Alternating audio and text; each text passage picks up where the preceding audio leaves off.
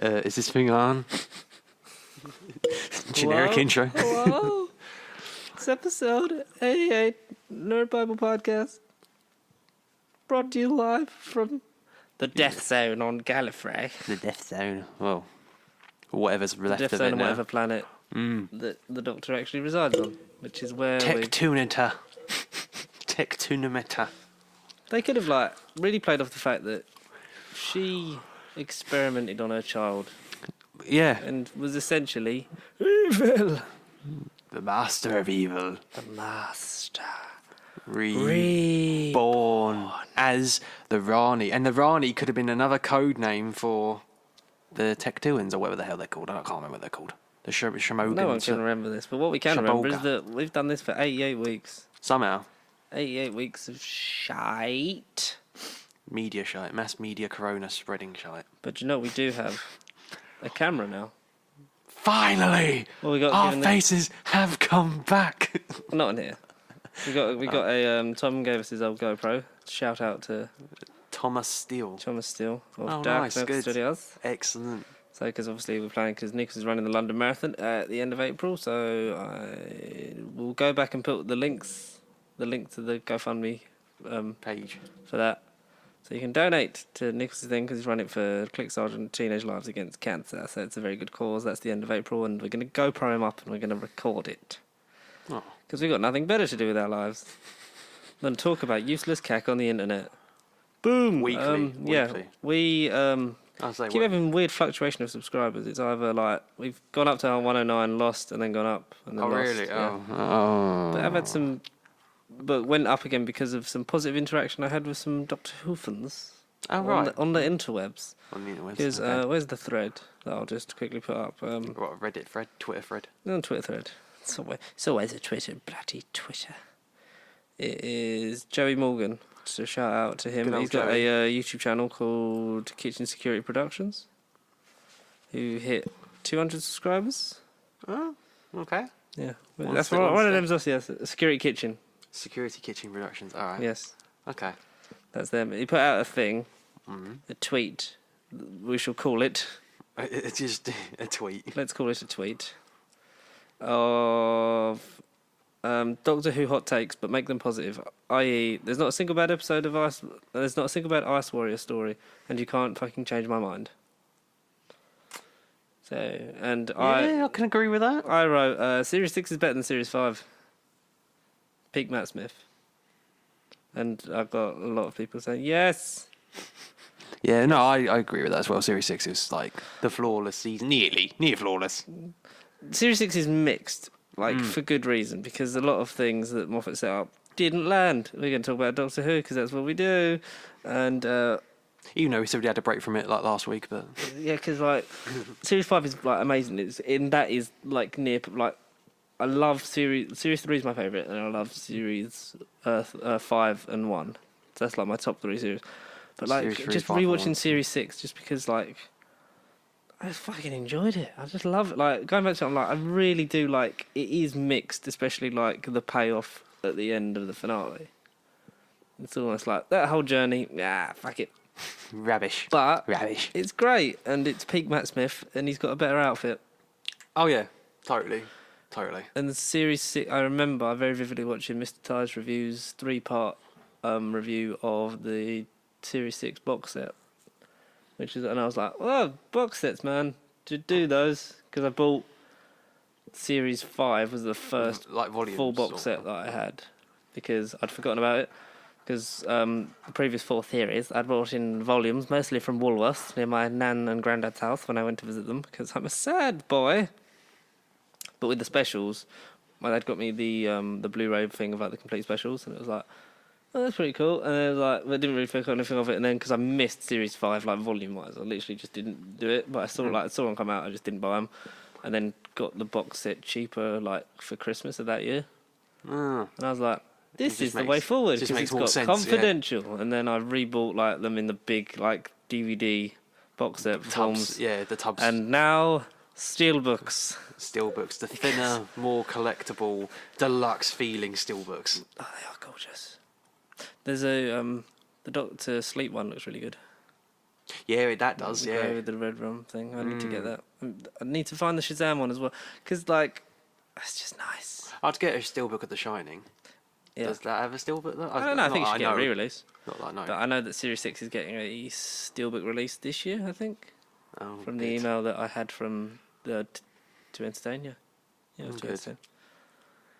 So, Okay. I look for, because I just love, like, that whole thing is just like something about that era. That feels like peak Doctor Who for me. And that's when my love for it was at its strongest. And then Series 7 happened, which isn't bad. No, It's but just part 1 and 2 feel like completely different seasons. I think I prefer part 2 slightly because it's more cohesive. Part 1, you literally are just a bunch of standalone Big Finish style episodes. Apart from Angels Take Manhattan.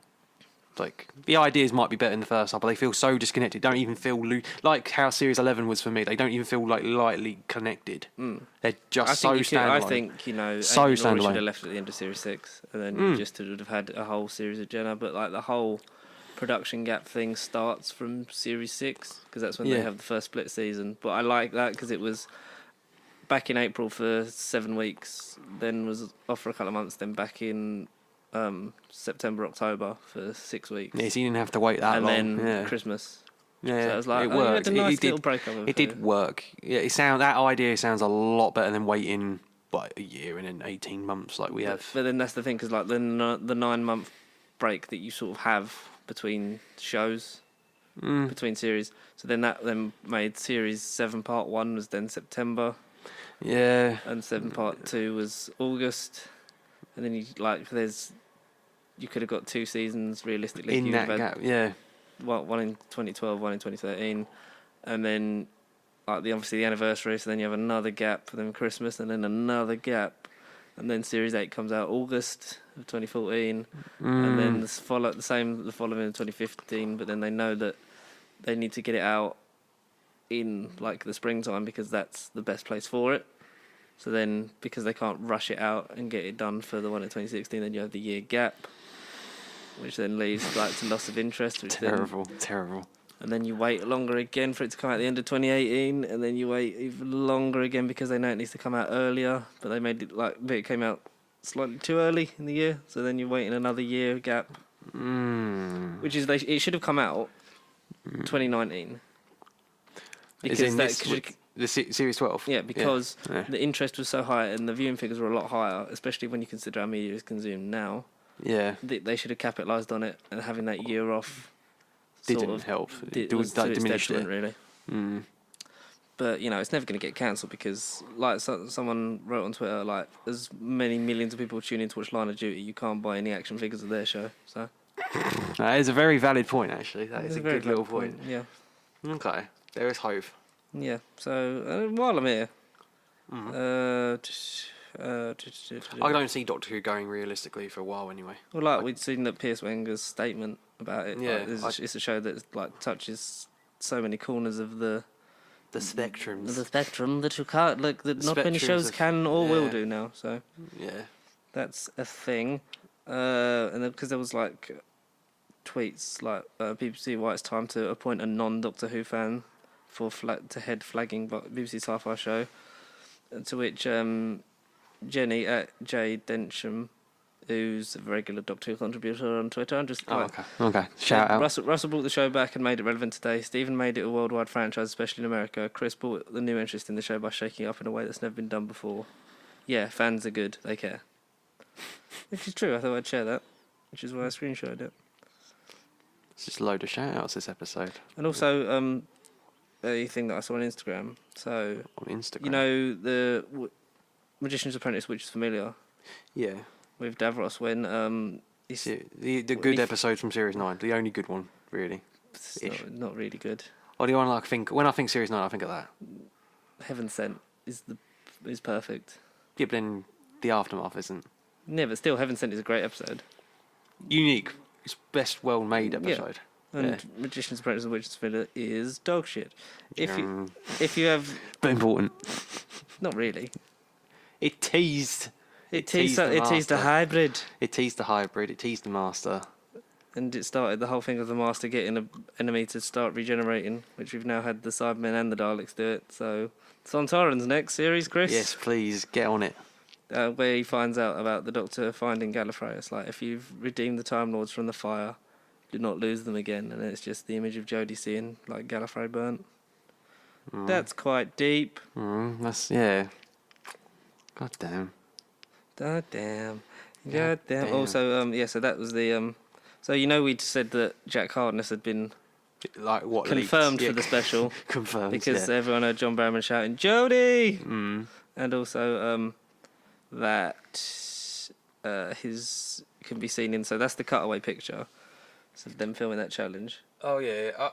Okay. All right. This tweet. Uh-huh. So it was done by the Doctor Who fan page, and then it was quote tweeted by John Barrowman with that With thumbs up, it is clapping, and a kissy face. It's his birthday was- today, so happy birthday. Oh, is it actually? Happy birthday, John Happy Barrowman. birthday, Johnny boy. And happy birthday, River Song, Alex Kingston. Both the same birthday. Oh. That's quite cool, because they're essentially the same character. And they're both ancient and immortal, which they kind and of are. Stephen didn't want to work with John Barrowman for some reason. Stephen. Yeah, Stephen Moffat. Stephen Taylor. Just so I can hear Glenn Fandango. Oh, Stephen Taylor. That'd be great, wouldn't it?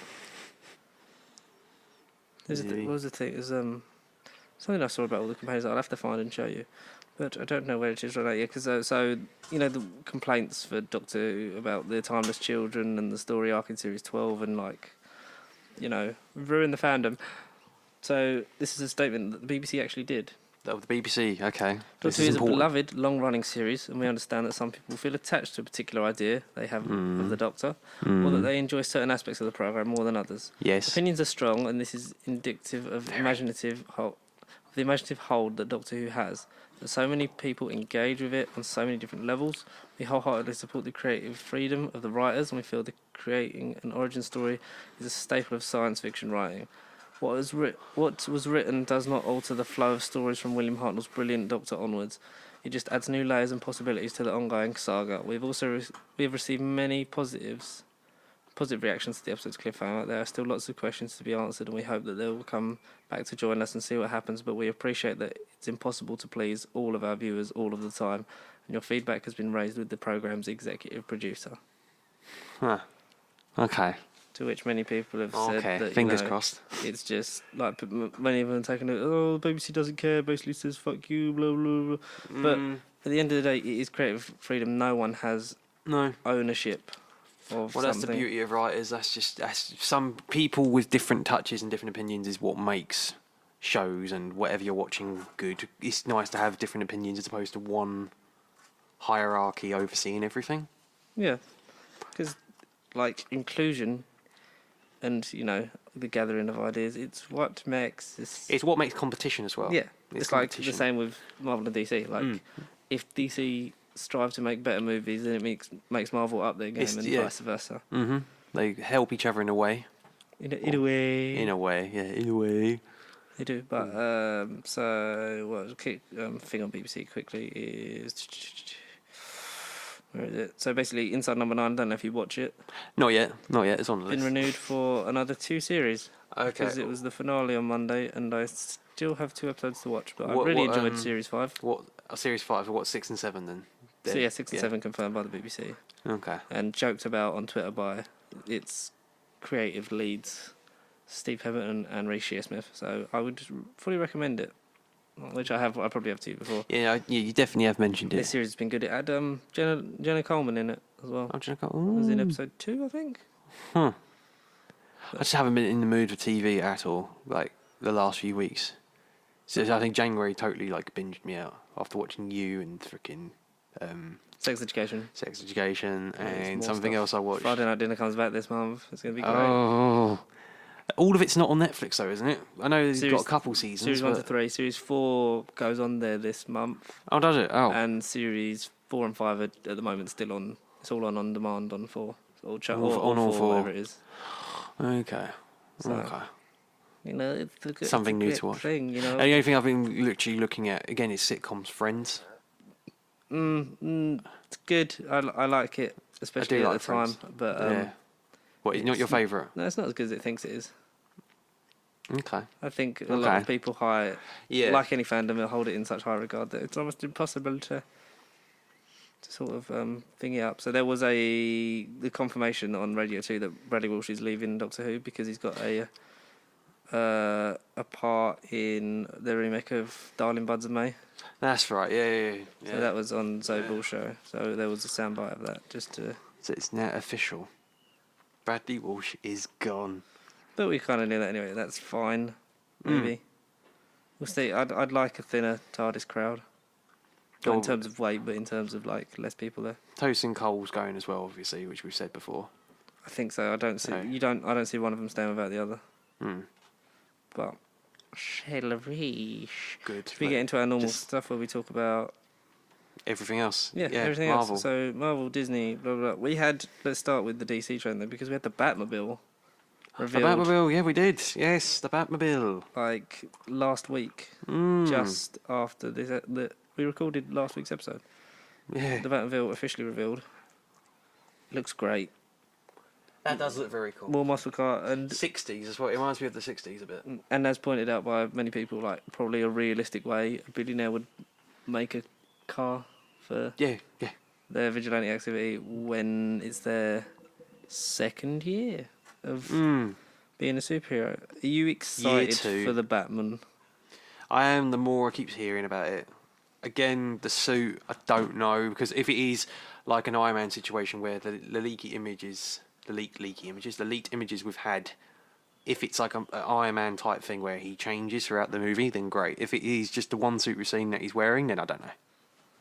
I think you see him evolve over the gradually, yeah. Be nice to see how Colin Farrell and that portray their characters like Zoe Kravitz. We haven't had a full reveal yet, and Paul Dano as Riddler. I kind of want to see what he's like. But is it going to be seeding for future stories, or like an Arkham situation where small bosses and then the big boss at the end? As long as the Joker's not in it, I don't really mind. Who would be the big boss? If it is like an Arkham type situation and you had... Penguin has to be, surely. Penguin has to be the... Yeah. If you're going to cast someone like Colin Farrell in it, you got to... use him. Give him the chops to... Make him Irish as well. Put a twist on the character. Yeah. After the gentleman, make him Irish. Just make him Irish. Yeah, let him use his natural accent. I think that should be... Should be a thing. Just trying to check if there's more DC stuff. The Suicide Squad apparently takes Harley Quinn on quite the journey, teases James Gunn. As we know, principal photography wrapped on that, I think, at the time of recording about 2 weeks ago. We probably mentioned it last week at some point. Harley Quinn going on a journey. Because the set photos are very much New 52, the red and the black. She's got red and black bunches. Good, yeah. And as opposed to her pink and blue ones that she had in OG Suicide Squad and the beginning of... the other one. Birds of Prey. Yeah. Harley Quinn's Birds of Prey, or Birds of Prey on the fantabulous emancipation of one Harley Quinn, which is great when she regretted doing that whole breakup montage, and that film's great. And it looks like she's being dragged back into the world because she's doing well for herself, because obviously she got the diamond, sold it, but gave the bank details on it to Huntress to fund the Birds of Prey. Yeah. To basically do Batman things. Yeah. I like Harley Quinn. I like Margot Robbie in that she's got more of a creative control on it, and Suicide Squad intrigues me more than the first one. Oh, 100%. 100%. Because the creative team behind it, and we know what James Gunn is capable of in terms of an ensemble. That is definitely his forte. He's special. It's definitely his niche. So his thing is making he made Groot a household name. People love all of them. All of them household names, arguably. All of them. Yeah, but you could see more of a thing for it, but like a talking tree. True. That's the... Raccoons were done and over the hedge. But a talking tree. That idea, yeah. A talking tree. And that people were and a raccoon that people were clamouring for. And something you sent me is that Henry Cavill will return as Superman. Yeah. In Shazam 2. Dun dun dun. Yeah, supposedly. Yeah. So what do we know about this one? I didn't actually read it. I literally just sent it to you. I didn't read it. This is how we do news. No, I'll read it live on the air. I'll see if I can find it. I will read it now. I legit saw stuff and I was like, right, there you go.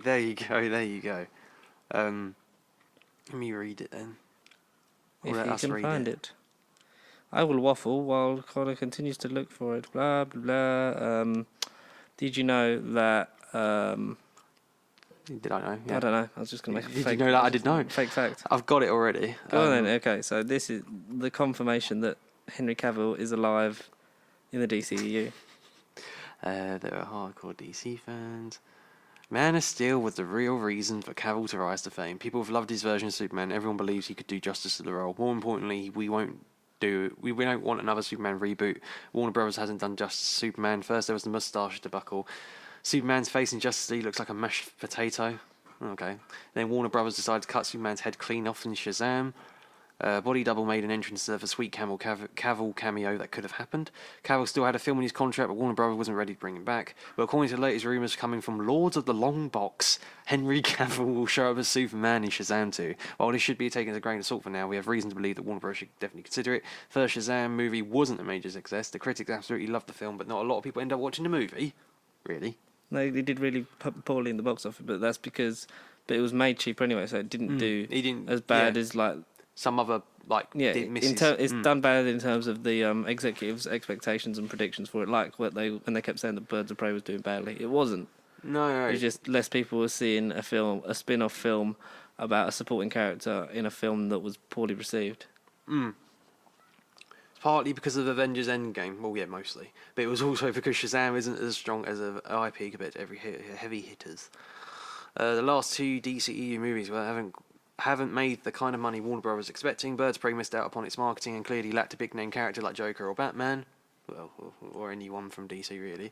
In the same way, Shazam isn't as big a character on his own. The sequel will begin production this year along with Black Adam, but Warner Bros. Just cannot afford another DCEU failure. This article's getting a bit aggressive now. Dwayne Johnson can hold a movie on his own, but Shazam 2 needs a solid marketing campaign, and that could happen through Superman. Yeah, if you would get people more excited if they're gonna go for that again, which I think they shouldn't straight away because we learnt the whole thing with their second movie being Batman v Superman. That you just got to take your time with it. Like Marvel, they seed it. As much as like people bang on about it. No, Marvel don't pay us off to like their films, and God, we wish they did. But when you look at Phase 1, Avengers was the end. Like, yes, it was 6 movies, but over 4 years, you got to know Tony Stark, Thor, Steve Rogers, Bruce Banner again. Again, yeah. But properly. And seeding Clint Barton and Natasha Romanoff. You got to know these characters and know this world. And that was... The idea of Endgame was just a distant, like, oh, it'd be nice to get there one day.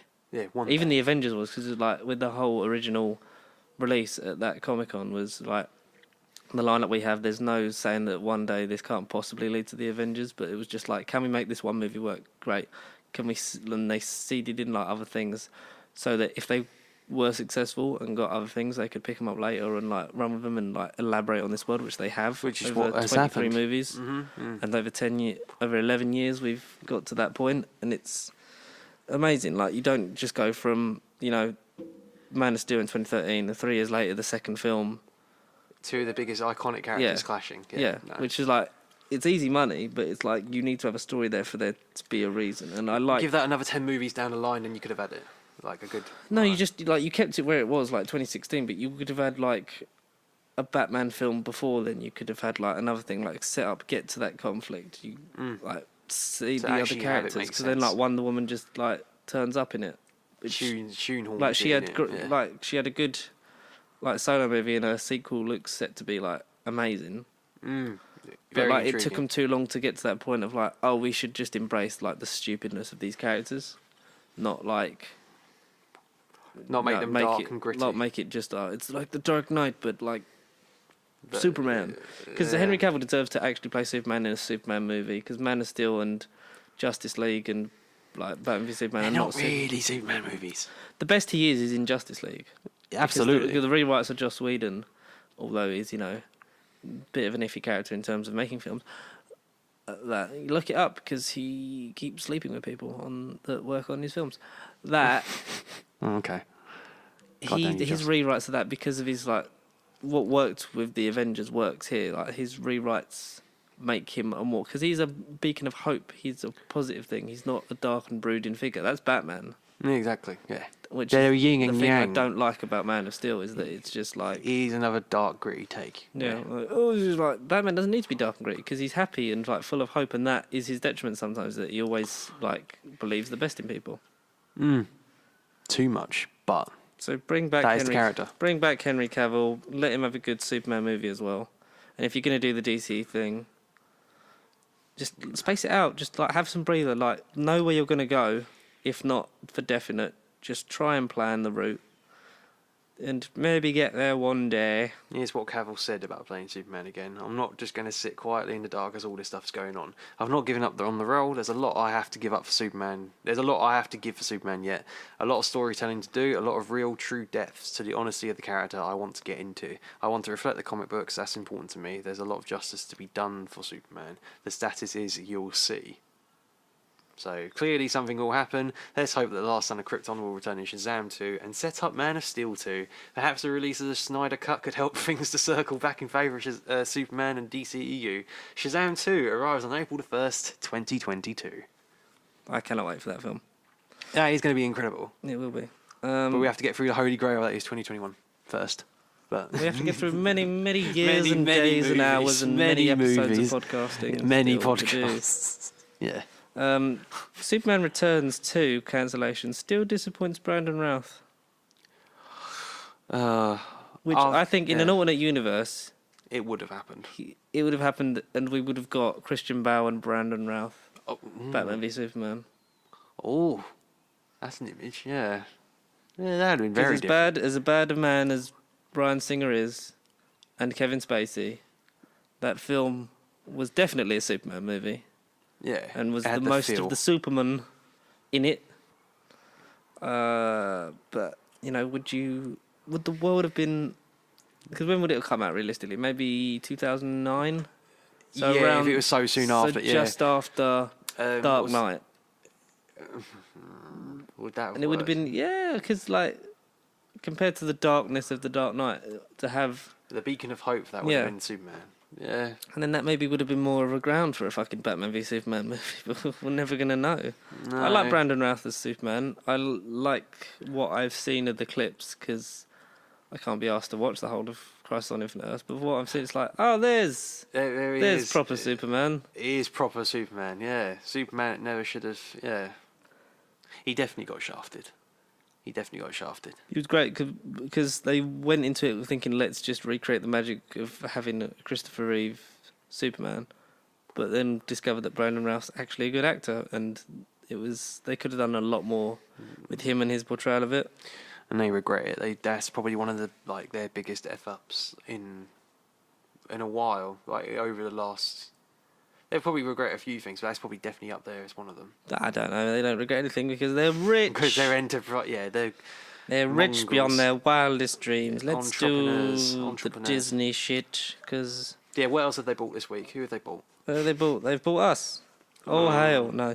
So we've got go through that. Star Wars. Apparently, Star Wars confirms that Rey's father is a failed Palpatine clone. To which many people on Twitter have said, "Oh my God, stop! Jesus Christ, stop, please!" But we saw the mother and father in a flashback, and they were just normal people. They were normal people, yeah. There were no Palpatine wrinkles and dodgy eyes and. Do it. And why, if he could transfer his consciousness into a clone, would he transfer his consciousness into a clone with a really shit, exactly, body? Like build, yeah. Cloned from a cell of my own body. Makes no sense. Stupid movie. I don't know. It's many things, but stupid movie. But the MCU, what we all love, Captain Marvel 2 has seemingly been greenlit with Brie Larson returning, which we kind of knew anyway. Yeah, because it was like we didn't even talk about Captain Marvel 2. The film seems to be titled under the Warbird Productions 2, like as a pseudonym for the film. Oh, I see. Yeah, like with Serenity Now and blah blah blah for Superman, Spider-Man, not Superman. Captain Marvel, yes.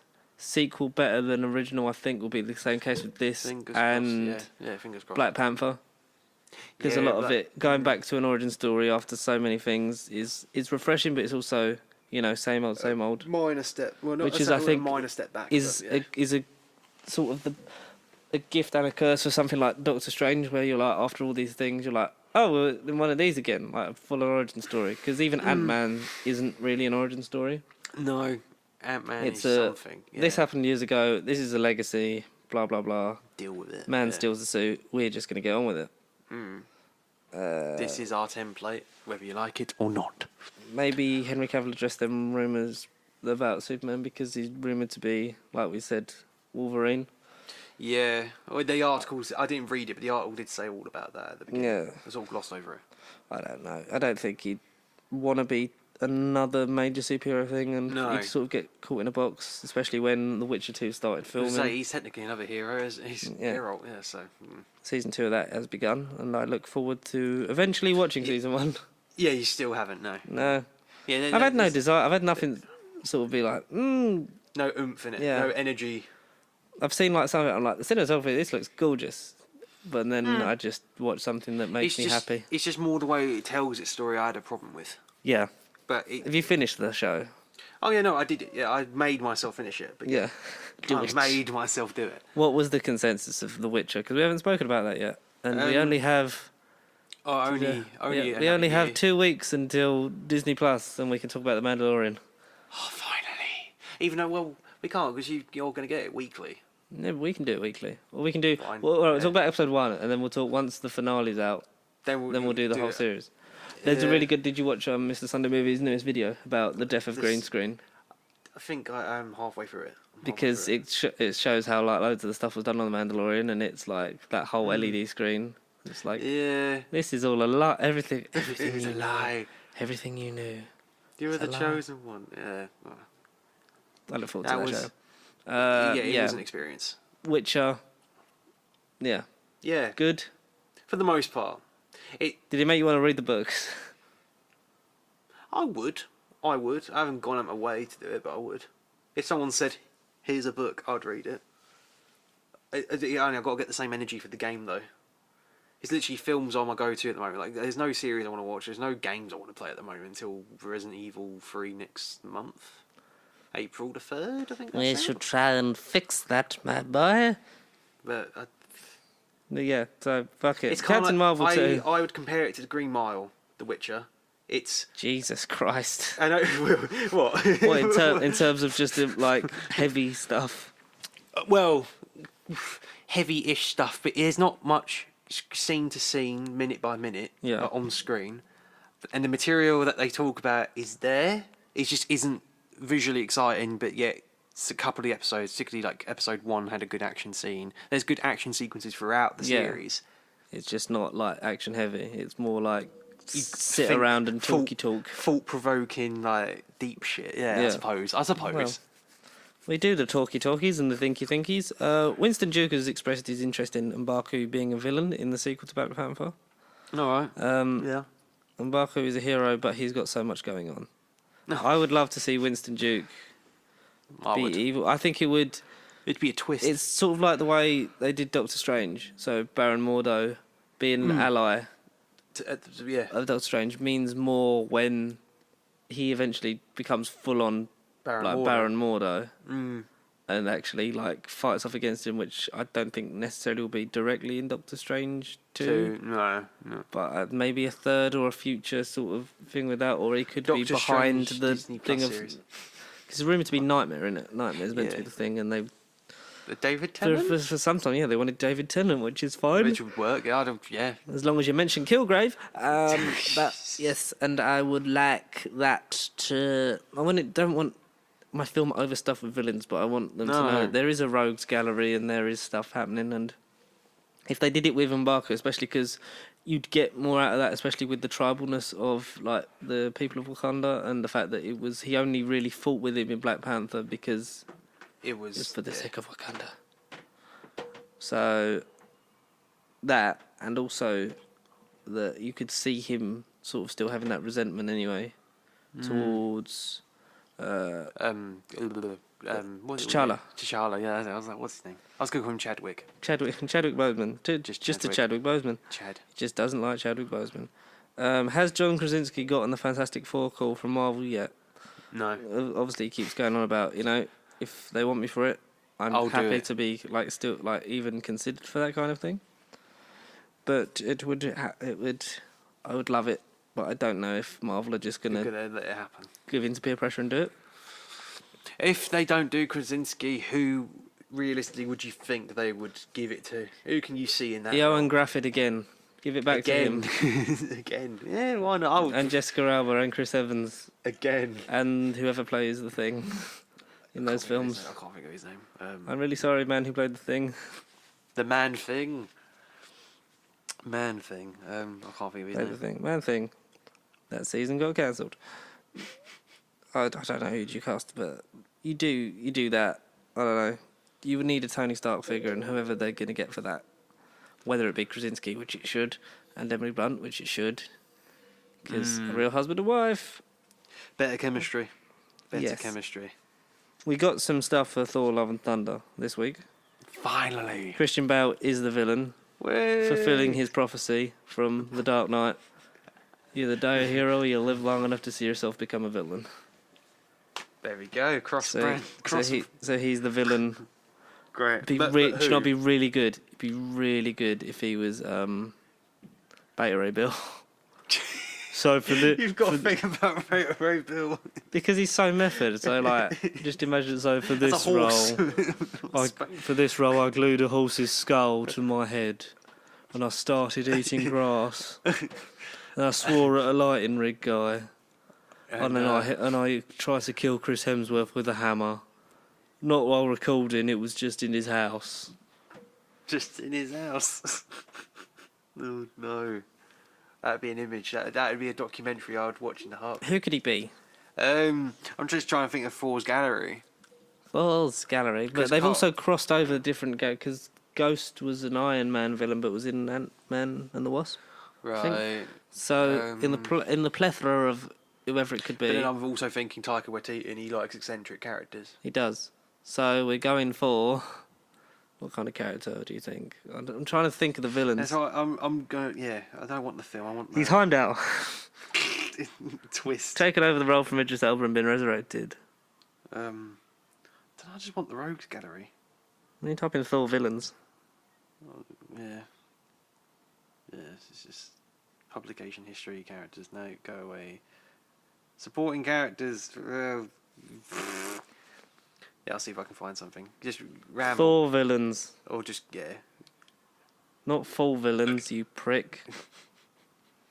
Genealogy, other superheroes. I don't want other heroes. Thor villains. Villains, there we go. Fist of Four. Fist of Four. Villains and antagonists of the Mighty Four from Comic Vine. Except, Absorbing Man? oh my god, Absorbing Man, that would be sick. Ares? But there's already a DC Ares. So in one. Hela, we've done that. Surtur, we've done that. Destroyer, we've done that. We've done the Executioner. Ulick, maybe? Ulick. Who's Ulick? Oh, as a freaking ogre. As an ogre. He keeps coming back for more. Or we've done Malekith. Enchantress. Yeah, he plays in. Enchantress. So for this scene, I cut my penis off. Grey Gargoyle? Executioner. I mean, we've already had Carl Urban do it. Gore, the God Butcher. An alien whose bitterness at the lack of godly intervention and discovery of the powerful Necro Sword causes him to form a quest to destroy every god in the Marvel Universe. That could be cool. Uh, And it was Gore's insistence that no gods are worthy that crept into Thor's own mind, rendered him unworthy of wielding his fabled hammer, which he doesn't have. I'd love Absorbing Man, but he's obviously more of a Hulk villain, which we saw in Ang Lee's Hulk. Curse we've had Mephisto.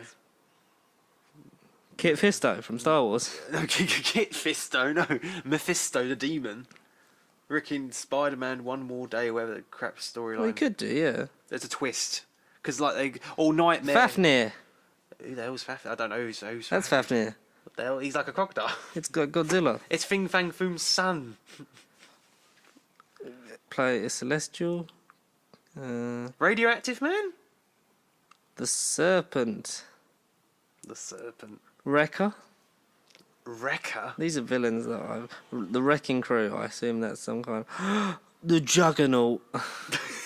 Imagine if he was I'm the MCU Juggernaut. Juggernaut. So for this scene, I put a helmet on and ran through a wall, and I And broke that's a my neck girl. in 6 places. That's a girl. I am now I'm the unable to Juggernaut, turn my bitch. neck round when backing my car out of the driveway. This has been brought to my attention that this is also a joke made in Batman Begins. Oh god. Ego, the living planet. Ego. He replaces the fucking Kurt Russell. Kurt Russell. He retcons him. I can't believe that they wanted Matthew McConaughey for that. Alright, Yeah. alright, Peter. So what I want you to do is try to use your damn celestial powers now. We're going to try and take over the universe because our planet that- trees. See, Marvel What If, that's the episode. What if Matthew McConaughey was the living planet?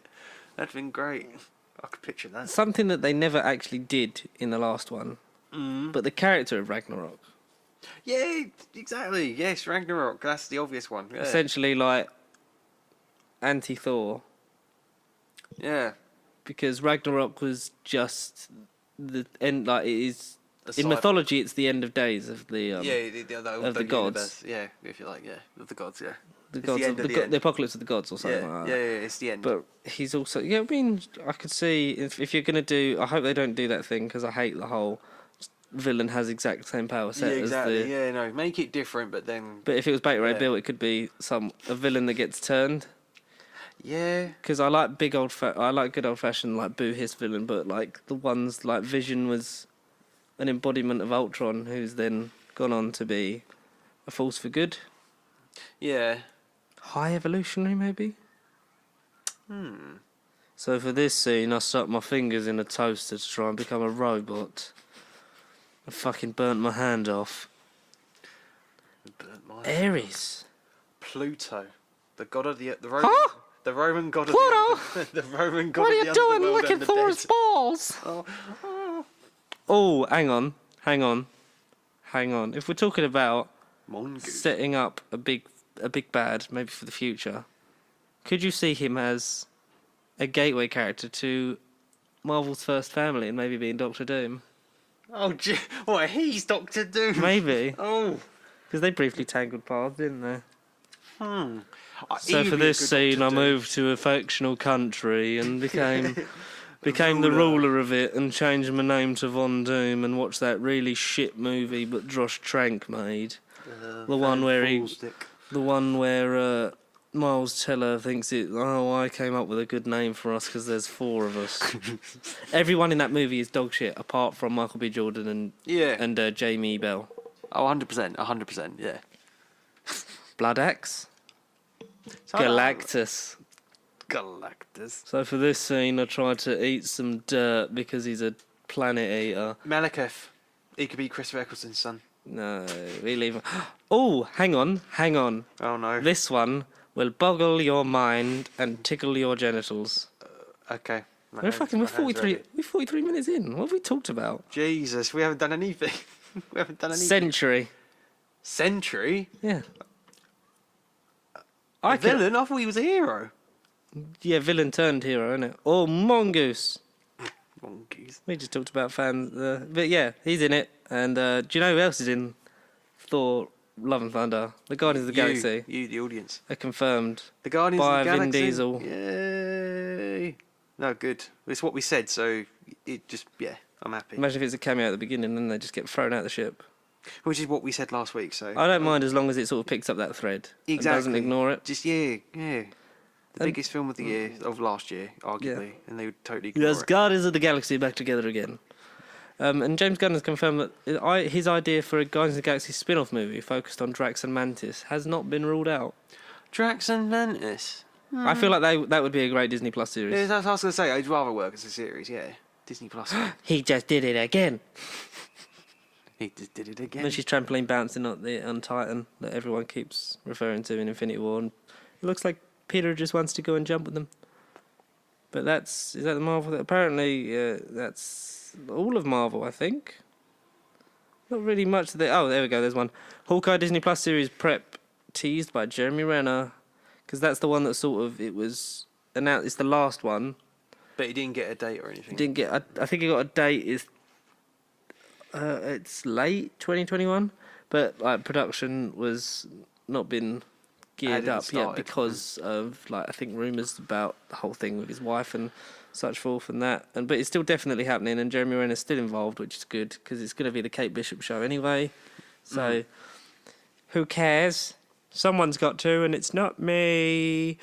But coronavirus is apparently. I mean, that Disney is considering a halt in the production of Falcon and Winter Soldier because they're shooting over in Prague at the moment. Oh no! So we'll see how long that lasts, because obviously that's taking more of an effect because football matches have been postponed.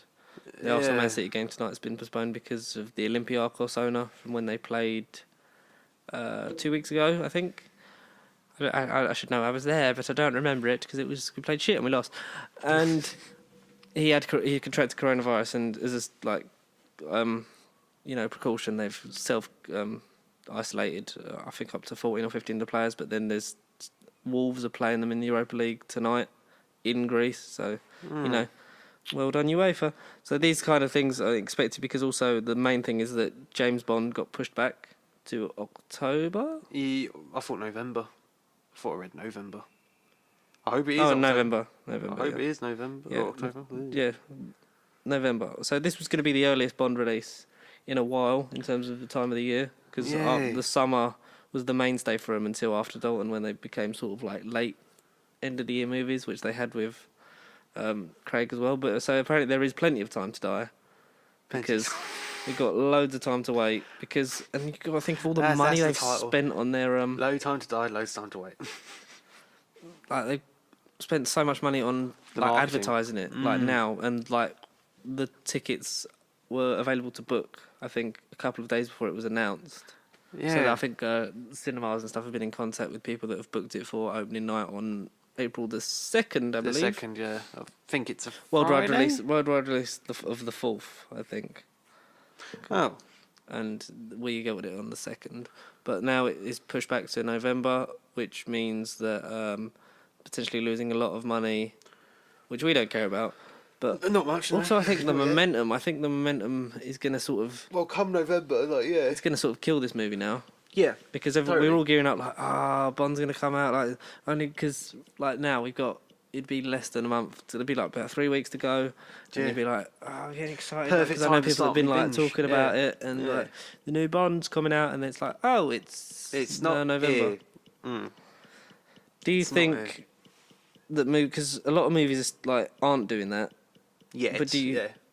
Yes. But they aren't. Well, most of the ones otherwise they would have delayed the stuff that's out in the cinema now. Everything would have been delayed. But Peter Rabbit has been, which people have been joking on Twitter. This is the last straw. This is it. They've stepped over the line. Animal cruelty. Can't deal with this anymore. It's animal cruelty. They shouldn't do it. No, we should just not make it because James Corden's a knobhead. 7th of August. Yeah. Do you think that this needs to be done by the movie industry? I think people are going to go to the movies regardless. Exactly. Yeah, but I'm not. And if people are self-isolating, exactly, they're at home. But then also realistically thinking, I don't know if it is for you, but I know with me, a lot of the screens I go to, there's only 10 of us in the screening. It's not exactly jam-packed with people. I haven't been to a full screening since years, months, whatever. Endgame. Exactly. Midnight. Yeah. That was the only full one I've been to in a very long time. Yeah. So, are you saying if the cinemas all our locals have to cancel purely because of the virus and everything, there's only 10 of us and all 5 of us, however many few of us in the screening. I can understand for Bonded, but in terms of opening weekend, that maybe that would have an effect because that's when you get the most people. But it's going to be in the cinema for a couple of months anyway, so the people that are going to want to see it are going to see it. You'll make the money off of it. You're spending more money, pushing it back and costing yourself more than just releasing it. Yeah. Or points that I've seen, maybe just make it available for home media release sooner. Yeah. As a way to pass the tide. Yeah, maybe combat that a bit, but otherwise, like you say, every studio would be doing it to all their films if they thought it was that bad. Everything this year would be pushback, but it's not, because it's it's mass media. It's mass media hysteria that are causing people to buy loads of bog roll because apparently they haven't had a shit since before this virus. Yeah, or even wash their hands. That's the thing. If it takes a medical pandemic, for you to learn that you need to wash your hands, or what a sink is, then you're an idiot. Simply put. Mainly. And if that insults you, then You're not pasty. clearly this is not your kind of thing, Nope. which I'm sorry for. TV. This is the movie thing that I want to say about, because we talk about Vin Diesel adjacent. Vin Diesel. There is a returning character for Fast and Furious 9. Yeah, okay, yeah. Paul Walker's Brian O'Connor confirmed to return in Fast and Furious 9. We did say this, but... It was teased because Mia's in it. Mia Toretto, played by Jordana Brewster. Why? They can't leave well enough. Why? I know he was a big part of this saga, and that's the penultimate film, but you do not, because of the unfortunate passing of your star, Paul Walker, yeah. they retired it in one of the very few things that they did right in the franchise, in a very touching scene in which Yeah. he could leave without saying goodbye, and then he drives off and that was touching. It made many people weep. Yep, I cried. Me included. Yep. Me included. So why now would you... Why would you undo it? Why would you undo it? Money. Yeah.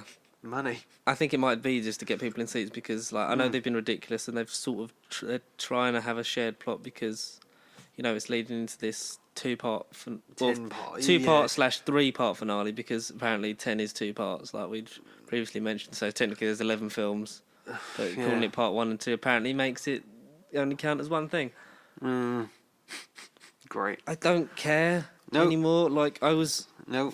8 was great. 8 it was shouldn't fun. It shouldn't have existed after 7. No. But it was great. 8 was fun. Hobbs and Shaw was a lot of fun, and a nice sort of adjacent thing. A nice movie that... 6 is the best.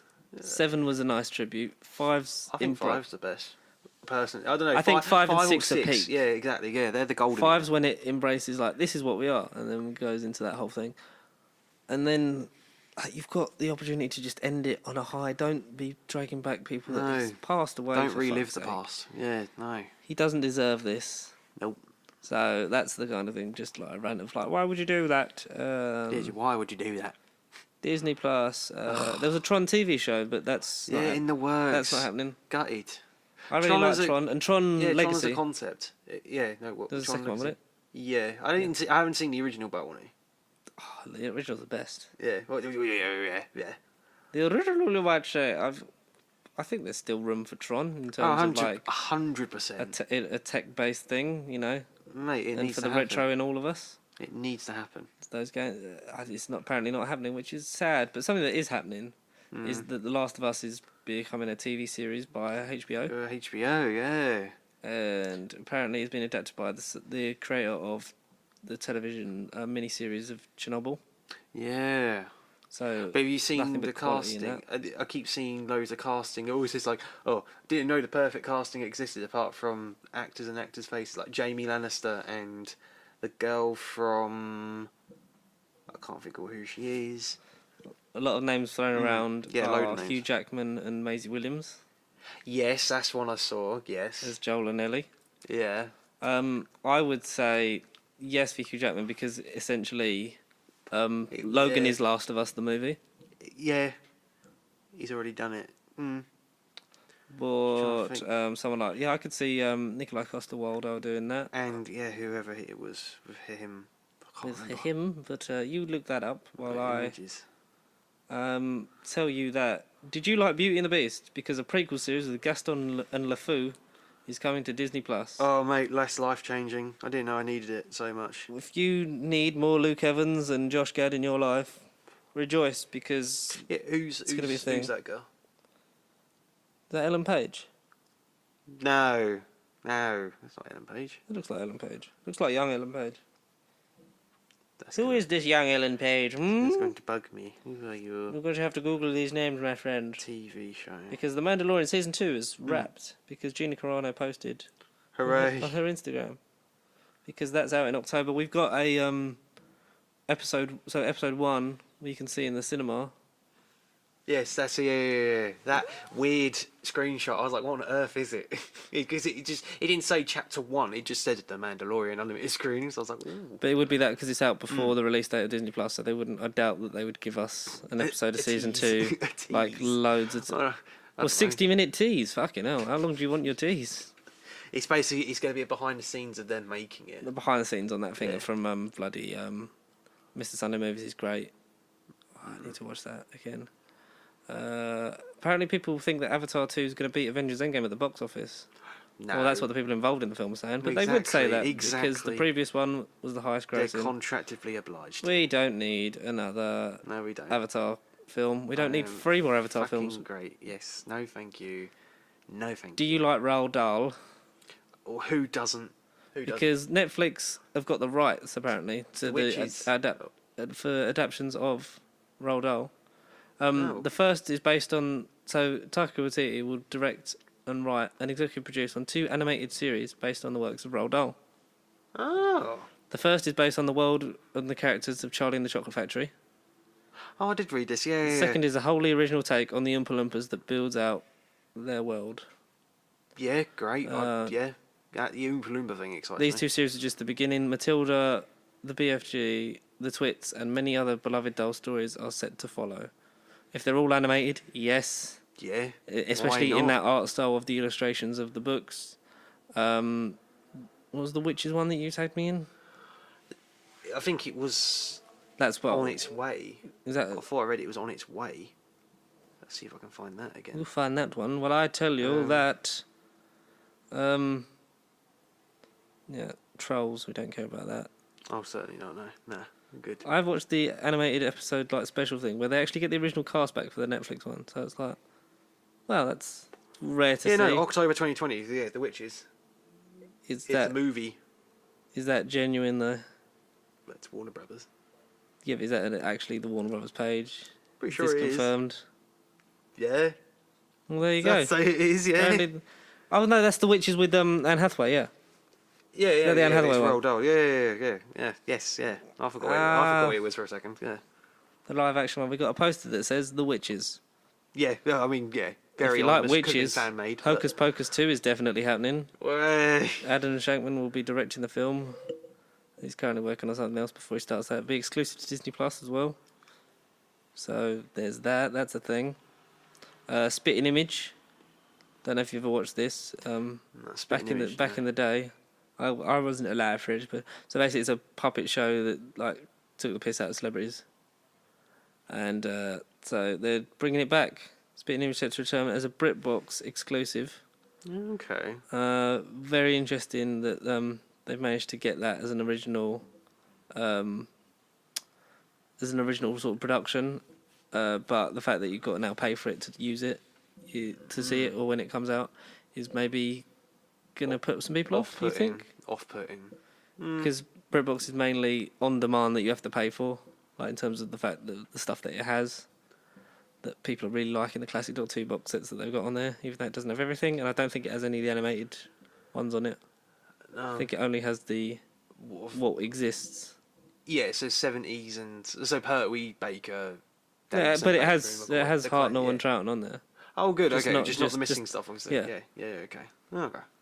So it's fine, it's it's doable. an interesting move from BritBox, which hasn't been proved popular because a lot of people have had problems with either because a lot of the apps are not compatible with it. Like some people found it's not worked on their TV; they have to open a browser on their laptop or something like that. Oh, really? Oh. But it does have an app because I have an app for it on my TV, but I haven't used it yet because I haven't seen a reason to because I own most of Who.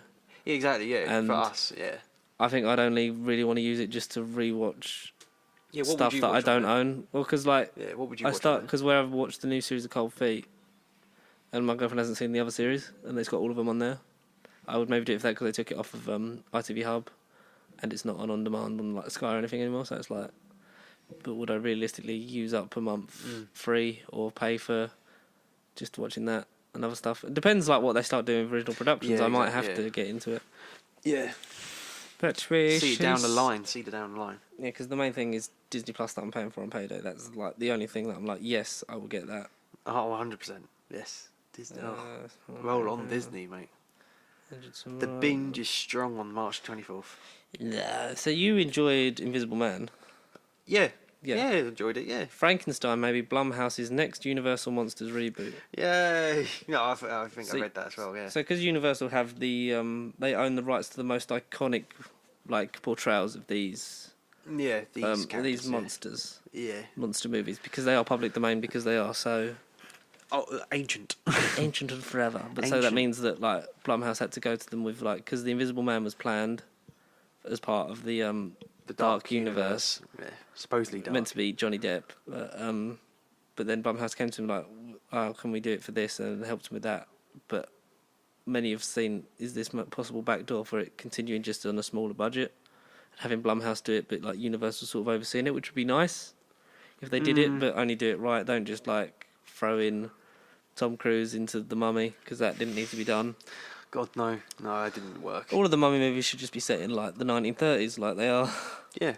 And then if you want to drag it to present day, you make it. And then what happens when different characters pick it up later on? Not it just happens in 2017, because that went well.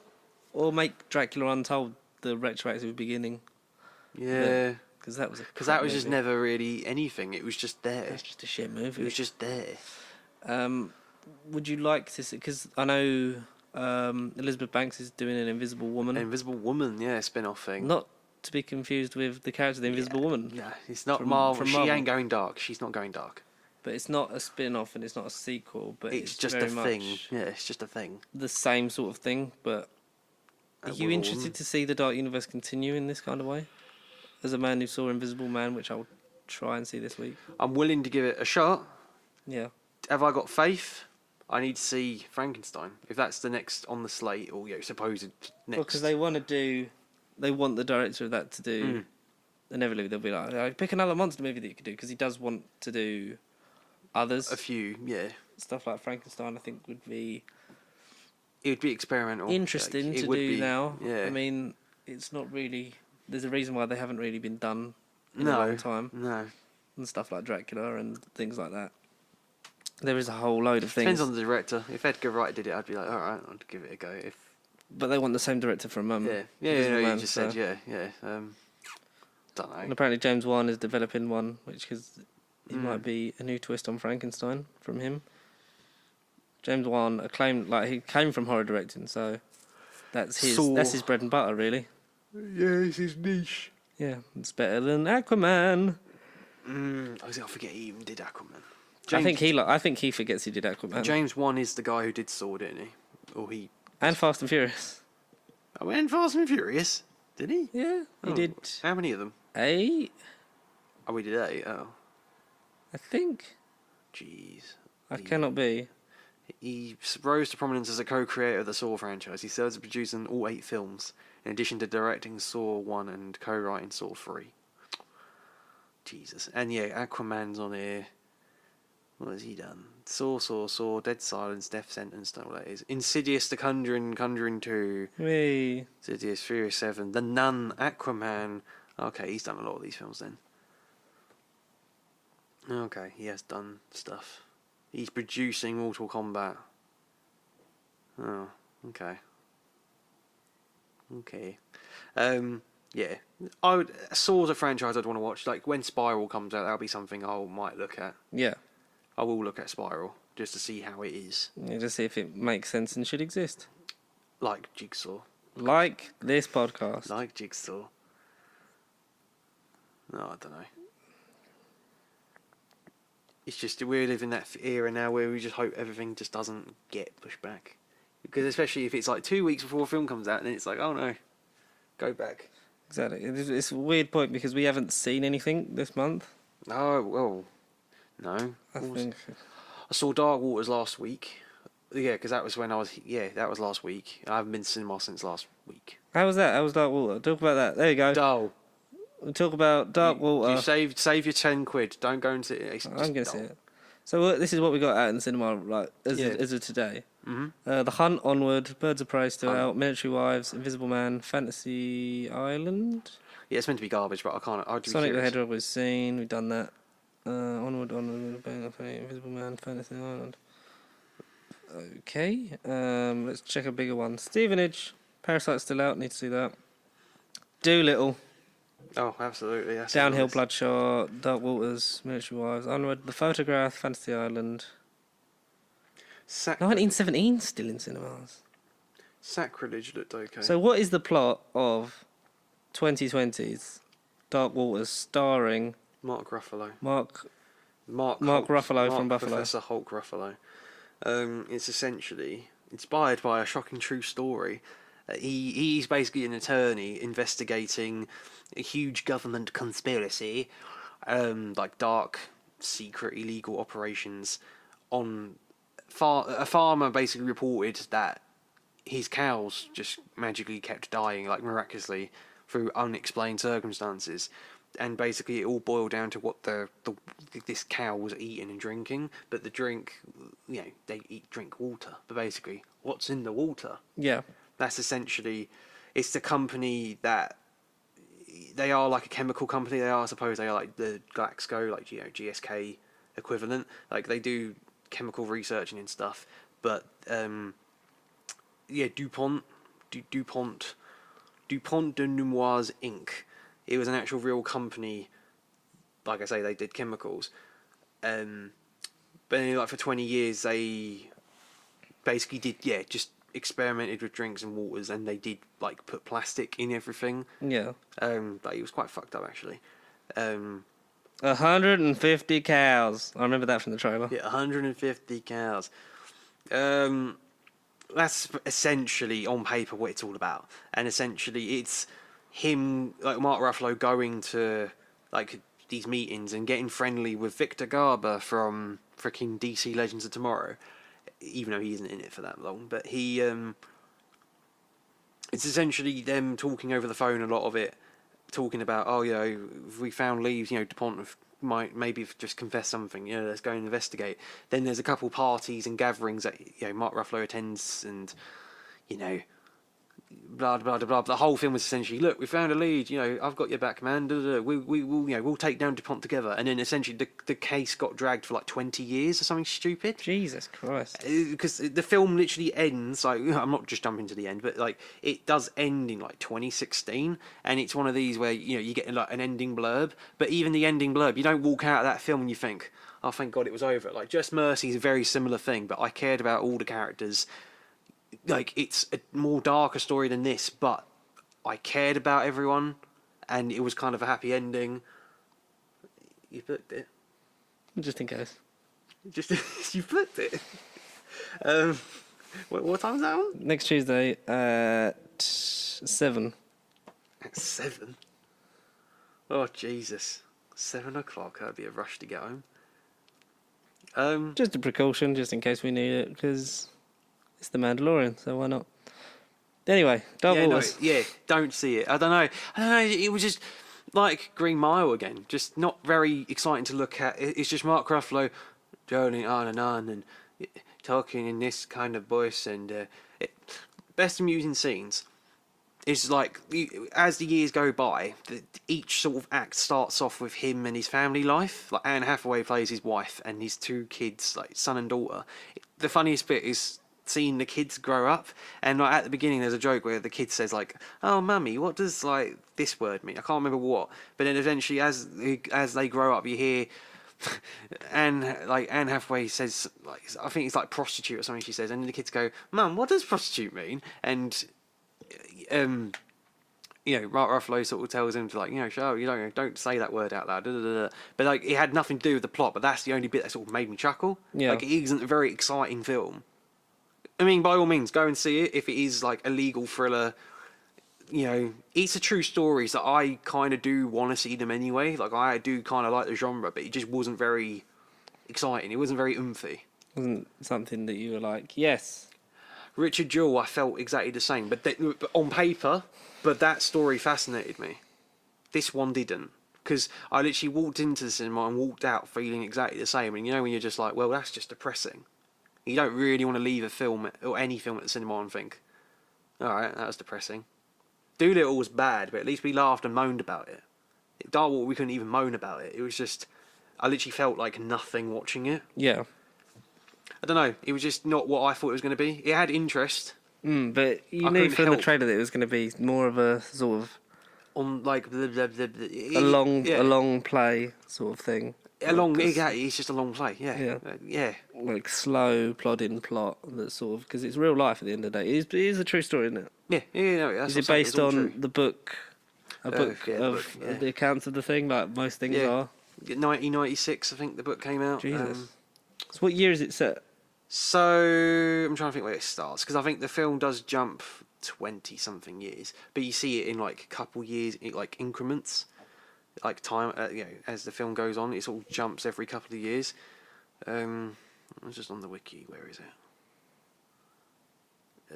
Where is it? It is based on. Based on The Lawyer Who Became DuPont's Worst Nightmare by Nathaniel Rich. And it was based on the 2016 New York Times Magazine article. But when did it start? What year? It doesn't actually say anything about the years. That really helps.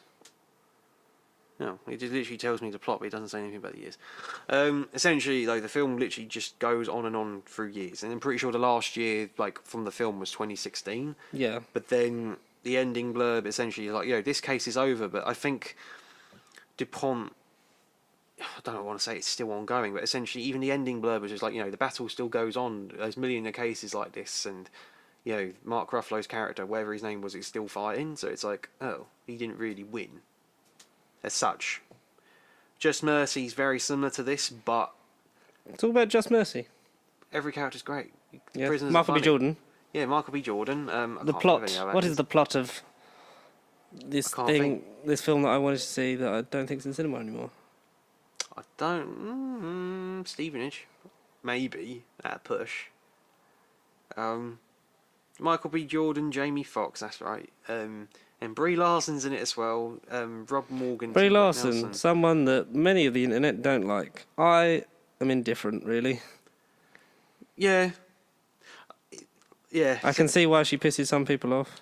Oh, definitely in interviews, she definitely rubs me the wrong way, but I don't know. Her performances seem fine at the moment. Yeah, I've got no reason to. From what I've seen from her. Just Mercy on paper is essentially, it was another legal drama that was based on another true story of Walter Macmillan. Yes. Who got falsely accused for what was the crime he did? Basically, for killing someone. He basically got put like 20 to 30 years, or life imprisonment, I think. Michael B. Jordan plays the lawyer. Or was he Walter Macmillan? No, yeah, Bryan Stevenson, the lawyer. Right, okay. So Michael B. Jordan, Bryan Stevenson. Essentially, that film is just trying to get Jamie Foxx, Walter Macmillan out of prison. Yeah. Like, the slow and long, dragged out way. Like, again, real life. But, I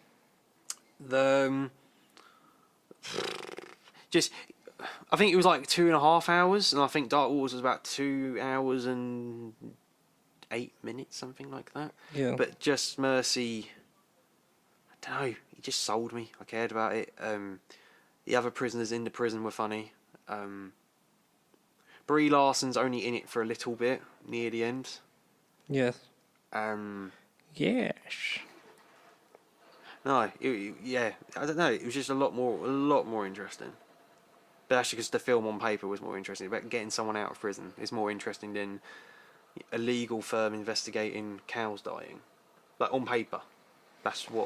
Because that's what the trailer was just like, 150 cows. Well, no, effectively, because the whole thing is like, this is in the drinking water, so what's it going to do to... people, yeah. Yeah, because, like... He didn't really explore none of that. Yeah. Yeah, that's Did you not? Not really. They really sort of play off that in the trailer, the fact of, like if they're willing to do this, like, what are they... But it's not like you see his family drink the water. It's not like you see the kids go, "Oh, Dad, what's this water?" And he's like, "No, no, no." You don't see none of that. He doesn't. No. I don't know. That's quite a shame, isn't it? It's a shambles. Yeah, I don't know. That film did kind of disappoint me. It just wasn't. Not saying I did not enjoy it. So 10 out of 10 would recommend to a friend. A 5. A 5. 4. 5. A 4. A 4. That's still pretty good. Generous. You know me, I'm polite with films. I see it from all angles, but I don't know. If it was entertainment value, a 1. It just weren't entertaining at all. A 1. Don't need to see it again. Don't particularly want to see it again. Just Mercy, I would watch again. I'd say Just Mercy entertainment is like a good again, not exactly jump out your seat film, but it's a good 5 out of 10 entertainment wise. But I suppose for the story and like the characters and just overall interest, I'd give it like a 7 or 8. Literally, it's like a polar opposite film, but they're both similar. It's quite interesting, that is. And considering Just Mercy's like an extra half hour longer, Just Mercy could have ended 2 or 3 times that film. Yeah. It could have ended, but he didn't. And I did in Lord of the Rings, I just kept going, Frodo. Frodo. I guess you get on this boat now, Frodo, and we're going to sail off into the sunset. I need to watch the rest of those. This is just never late. Bilbo Baggins not as early aroused precisely when he means to. No. Come on, I can see you, Charles. Charles. Xavier, that's good. Have you watched anything of note that you would recommend in What, the just new as section last week? that What? I'm going to call Connor's live Connor catch watch up? something and he's going to want you to watch it. Top 'cause Gun. We haven't seen anything. Top because Gun. movies aren't Top really Gun. interesting because everyone's got coronavirus. It's a bit of a long title, but we'll shorten it. Yeah, it's a work in progress. No, Top Gun. Top Gun. I feel like I've done a film The a most night. homoerotic film, I think, of all time. Yes. I am dangerous. I am dangerous. I feel the need for speed. Does he? Is that all that he feels the need for? Debatable. Top Gun. It's one of the great Tom Cruises. Yeah. I think that Cocktail. I've not seen a lot of Tom Cruise, though. That's the thing. I need to The go. one where he's. Was shit. he Colour of Money? That's not Tom Cruise, is it? Colour of Money? I don't think that's him. I don't know. What's the one? Jerry Maguire. That's it. Oh, Jeremy Maguire. Yeah. Jeremy Maguire. Yeah. Show me the money. Just before I left here, I started Mission Impossible 1. Ooh, a Mission Impossible franchise. Because we're getting 7 and 8 back to back, so at some point we should probably do all of them. I would say I like 2 the best. 2 the best? Yeah. What? Yeah.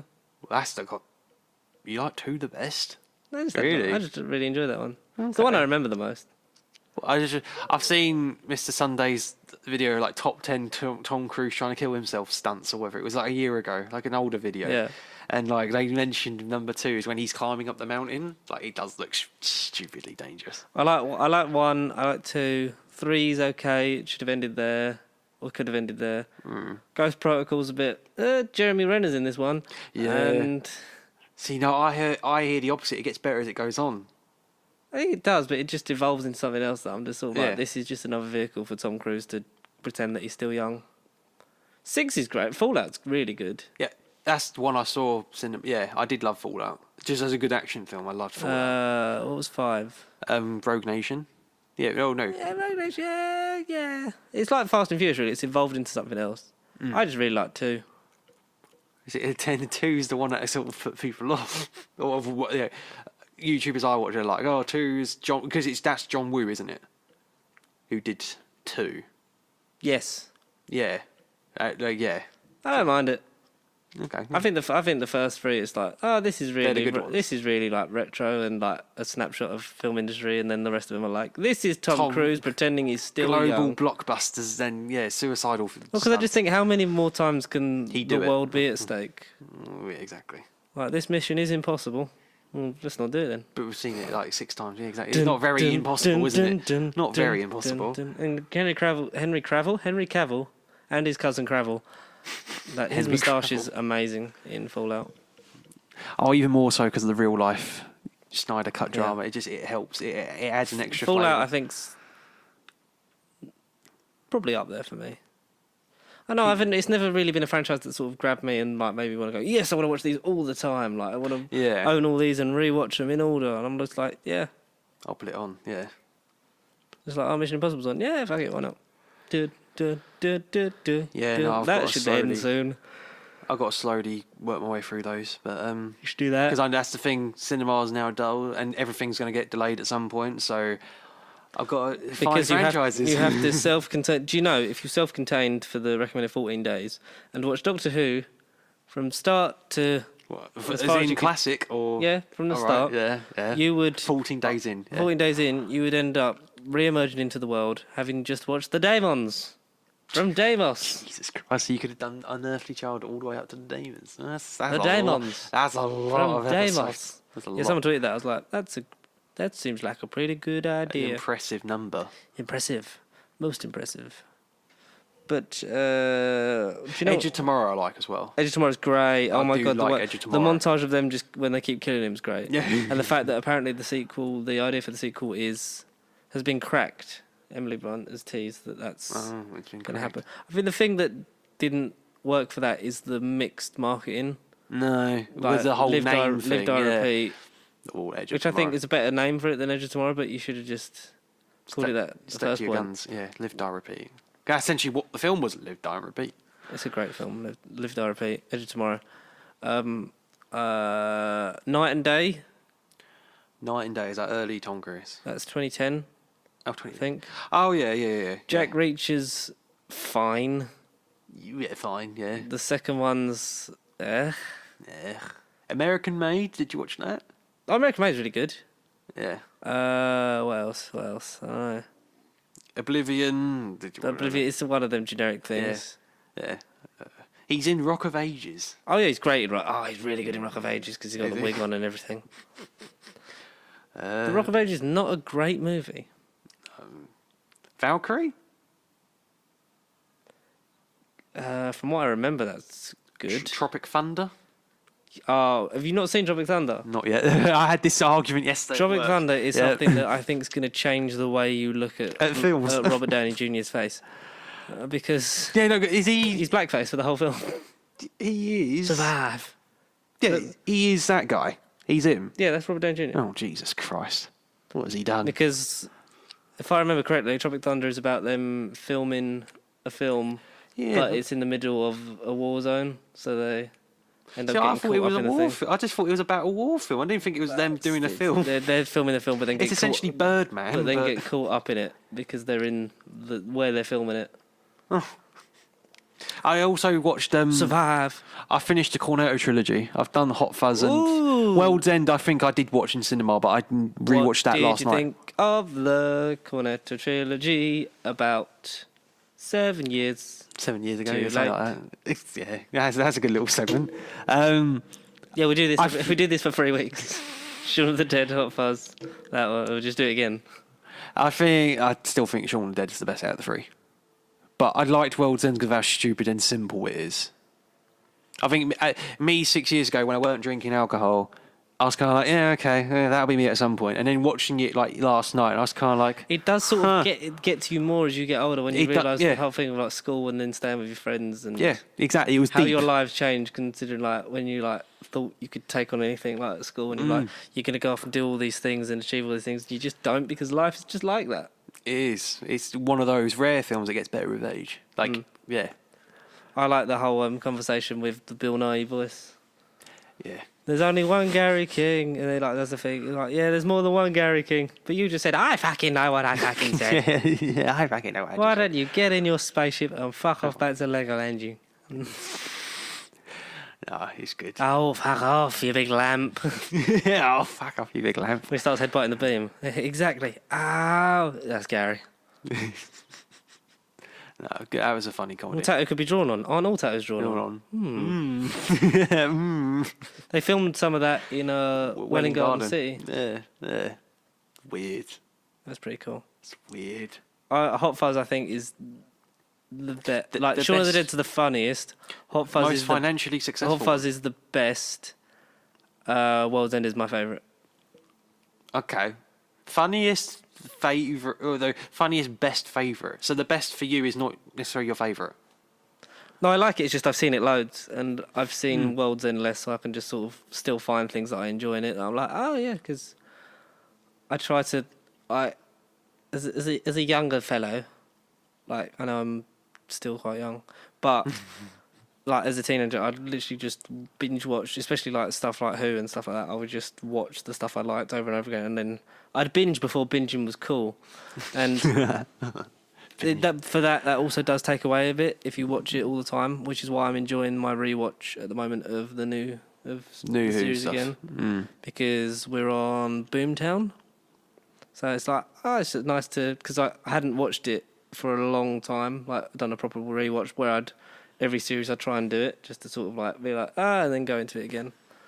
But with stuff like the Cornetto Tree, I haven't watched that in years, and it had been a big gap since I'd seen Shaun of the Dead, and then like loved that again, and like then I watched Hot Fuzz, and then obviously World's End after. It was like, yeah, just it's nice films. to sort of have a breather and go back to something. And having seen the other two so much, just because of the times that they come out, and just like everyone was raving has about a Shaun of the Dead DVD.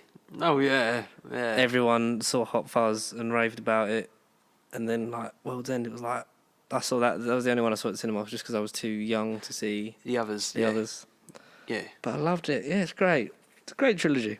Great things happen. Stand out. Stand and you can trilogy. watch it in your coronavirus self-isolation. At home. Just like we are. And just like you can listen to this podcast, because that's... From the safety of your home. From the safety of your ear holes in your own home, because I think that's about Away it for from this the week's episode of No Bubble Podcast. Thank you very much for listening. Be sure to like, comment, subscribe, get in touch with us, follow us at Pasty Sheep on all the social media. Email us nobubblecontact@gmail.com. Connor, do you want to say anything before I press stop? Just the usual. You know the rule by now. This is the unofficial survival guide to the coronavirus. Oh, okay. Tell us what we should do for the coronavirus. It's just one simple thing. Okay, what is it? So I'll make it two things. First, you've got to leave a like on this video. Yes. The big blue thumbs up, not the red. Then you definitely won't get coronavirus. Exactly. Mm-hmm. It's been 100% proven by the health minister. Solved. 100% proven. Second thing, go and share the video to everyone you know, or anyone that you want to. Any random stranger in the street with a Facebook account, just send it to those. And all social media. We need all of our numbers up. Yeah. And subscribe. And then that's the third thing. And then I can't remember where I was going to go with it originally. The epilogue is... Yes. Pasty. You just have to stay pasty. If you do all these things, do you stay pasty? Well, yeah, essentially. And that has been 100% proven by the health community, the NHS. This has been a health minister approved episode of No Bubble Podcast. Steve Coogan approved. We'll see. Oh, we haven't seen Greed. Is that still out? No, that's gone. That's gone. Was that a really short run? Which is like 2 weeks. I think that generally was like... You know, films feel like they're getting shorter. Jesus. That's gone. I looked at that the other day. I was like, shit. Oh, damn. We'll have to pick that one up. Good. Aha! That's it for Nerd Bible Podcast. This is an attempt at an Alan Partridge impression. That was terrible. A good Steve Coogan film, quickly. A good Steve Coogan film, Stan and Ollie. Stan and Ollie. I love that. I think we did see that. I did. I think I did see that. I think it's still on Amazon Prime. But anyway, we're Wittering. Yes. Goodbye. See you in the next one. Pasty. Stay.